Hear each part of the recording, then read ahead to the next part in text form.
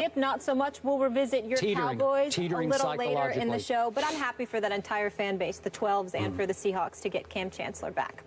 Breaking news also in Cleveland. After Johnny Manziel led the team to victory on Sunday over the Titans, starting for Josh McCown, who was sidelined due to concussion that he suffered in Week 1, there were question marks as to who would start moving forward. Well, McCown has been cleared to play, and this just in, he's going to start on Sunday when the Browns host the Raiders. Skip, what does this mean for Johnny now moving forward? Molly, Stephen A., here's my position. If the current head coach, Mike Pettin, and the current GM, Ray Farmer, and the current quarterback coach, John DeFilippo. Flip. I call him Flip.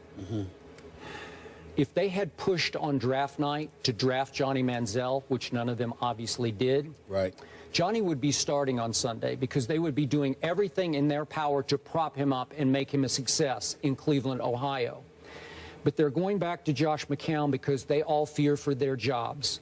They're all teetering. This could be the last year of yet another regime in Cleveland, Ohio, this one, the Mike Pettin regime. I'm not a big fan of Mike Pettin as a head football coach. I'm not sure about Ray Farmer. I have no idea how John DeFilippo got this job with no resume, no credentials, first-time offensive coordinator in the National Football League. And I feel sorry for Johnny that he's stuck in this situation. And I'm hoping against hope that somehow he can find his way out of Cleveland and into a fresh start, as albeit somebody's backup quarterback somewhere else. Dallas, Texas, maybe at some point. Who knows? But look, with Johnny Manziel, you either gulp the Kool-Aid or you spit it out. You love him or you despise everything that he is. And I thought it was telling, even though it was an amusing anecdote. I think I read it wherever it was, USA Today. Molly and I talked about it before the show. When Johnny made his very extemporaneous scramble out of the pocket outside of Arakpo, ran to his left, threw across his body. Travis Benjamin hit him right in stride for the second and clinching touchdown in the game last Sunday. DeFilippo said into his headset, very quietly, with no emotion, coaching's overrated. Well, you can laugh at that because sometimes coaching is overrated when it comes to Johnny Manziel. But coaches do not want to be overrated, and these coaches want to maintain control of their offense. And it's hard to control what Johnny does and doesn't do because Johnny's going to do whatever he feels like will work at that moment. Cliff Kingsbury, now the head coach at Texas Tech, used to tell me that when he was the coordinator at A&M, Johnny would come to the sideline, as he's winning a Heisman Trophy, and say, "Coach, I'm sorry, I apologize." And Kingsbury would say, "You never have to apologize for scoring a touchdown." Well, it's the same with these guys, except you do have to apologize to this staff because they don't like you scoring a touchdown even that way. And I look at the skill players, I put quotes around skill players, around Johnny Manziel. It's pathetic. It's the worst in the National Football League. I'm looking at Isaiah Crowell as their leading rusher. He was undrafted. Travis Benjamin's the leading. He's the only threat they have on offense. He was a fourth-round pick. The second, yeah, he has played very well because he can fly. But Andre Hawkins, he was undrafted. Gary Barnidge is a tight end, was a fifth-round pick of Carolina. Are you? This is it. This is what you're working with. The offensive line outside of the left tackle, who's very good, is below average. They have a hard time protecting anybody, including Josh McCown or Johnny Manziel. So this is what you're stuck with. It was amazing that Johnny won the game the other day. I know he hit only 9 out of 18 passes, but the 2 big touchdowns. And they were fortunate they were playing against a Marcus Mariota who was flat out overmatched even against Pettin's defense, which had figured out that all he does is pick and pop, dink and dunk. And if you'll take away the first quick read, you'll make him struggle. And they hit him and they knocked him around, and you made the point he got dinged early in the game and he was never the same. But my point is, this is what Johnny is stuck with. So in a way, I'm relieved for him not having to start for this team. But again, if he had a support system around him, an organization that believed in him, he'd be the starting quarterback, and they would be doing everything in their power to to tailor the offense to make him the success that I know he can be in the National Football League. Well, I think a legitimate argument can be made that you are being unfair to the Cleveland Browns organization. But I will say that to you in fairness to you and your football expertise, because what I'm about to point out is something Merrill Hodge told me, as opposed to me knowing it myself. He's the biggest anti-Johnny critic. But he wasn't in this particular instance, he wasn't criticizing Johnny Manziel, because I am aware of that. But I just want to throw this out to you to see what makes sense. He talked about how they didn't require Johnny Manziel to stand in the pocket all afternoon long. There were no two-step, three-step drops or whatever. Now, he ended up throwing some long passes to Travis Benjamin, who had about 3 receptions for 115 yards and 2 touchdowns. We know that. But at no time was Johnny Manziel required to do those things, because they didn't believe that tailored to his game, nor was he ready for it. Then they looked at their personnel and said, like you just said, what do we have? So when we look at it from that perspective, let me tell you what Johnny Manziel, his teammates, not Johnny Manziel himself, because you know when we were at the finals, I saw Johnny Manziel on a couple of occasions, all right? And those conversations that he and I had, I'll leave to us, because he didn't ask me to divulge them. I'm certainly not going to violate his trust like that. But I will tell you what his teammates said, and they want it put out there. There's a difference between Brian Hoyer and Josh McCown. When you look at Brian Hoyer, he was that guy that wanted that job. Did y'all see that movie Draft Day? With Kevin Costner? He came on this show and talked about it. And if you remember, there's a scene in there, and it's amazing, ironically, the franchise he was overseeing was Cleveland. And he was talking about how the quarterback on the team was worried about Kevin Costner drafting another quarterback. Okay, so he and his wife and them, they were worried about it, et cetera, et cetera. And they ended up drafting somebody on the defensive side of the ball. Well, that was Brian Hoyer last year.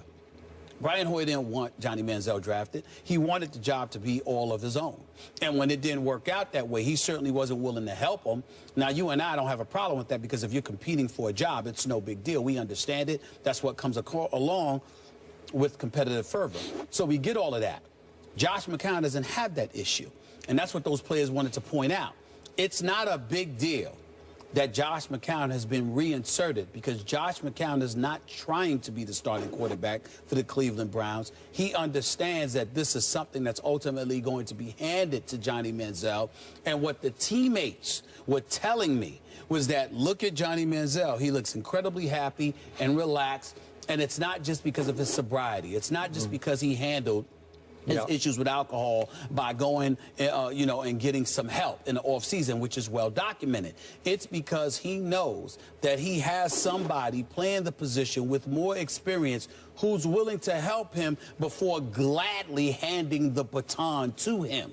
So when you take that into consideration and you combine that with the absence of weapons that he has at his disposal, I don't think there's anything wrong with Cleveland saying, we appreciate the job that you did last week, you know, in 8 for 15 for 172 yards with 2 touchdowns. We appreciate the fact that you didn't throw any interceptions. You didn't turn the ball over. We like all of that stuff.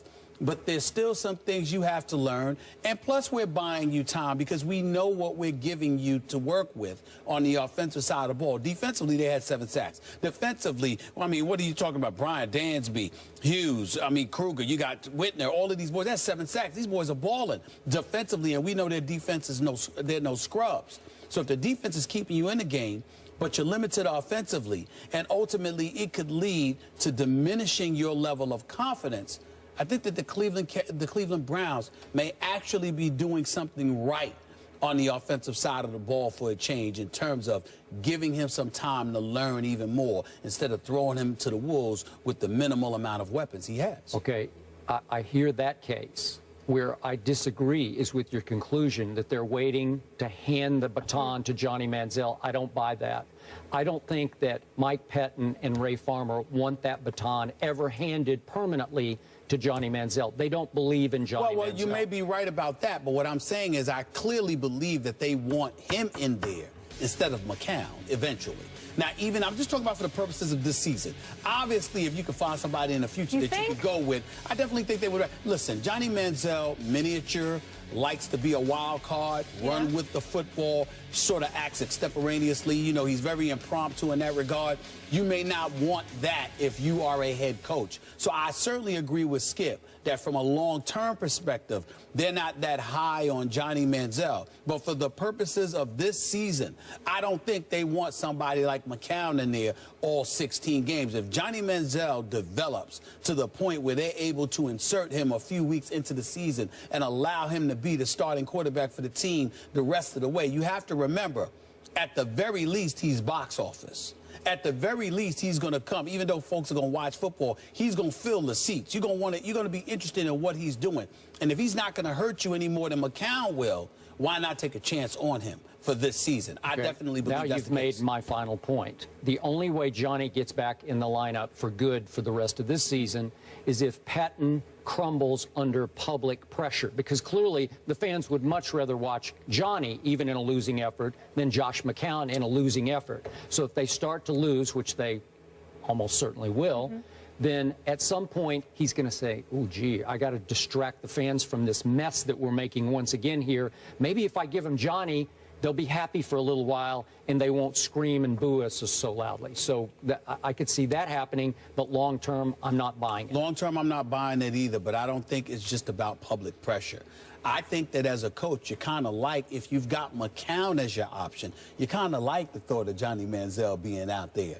And you just pray that he's effective. Yep. You don't want him to kill you, but if he's effective, he's clearly more entertaining to watch. And then when you see how the teammates, you know, galvanize around him, mobilize around him, that's a tribute to Johnny as well. So I think that Patton and those boys would welcome that. The reason why it's hard to root against Mccown is because Mccown, from what I'm told, came in there from day one and was all about helping Johnny Manziel.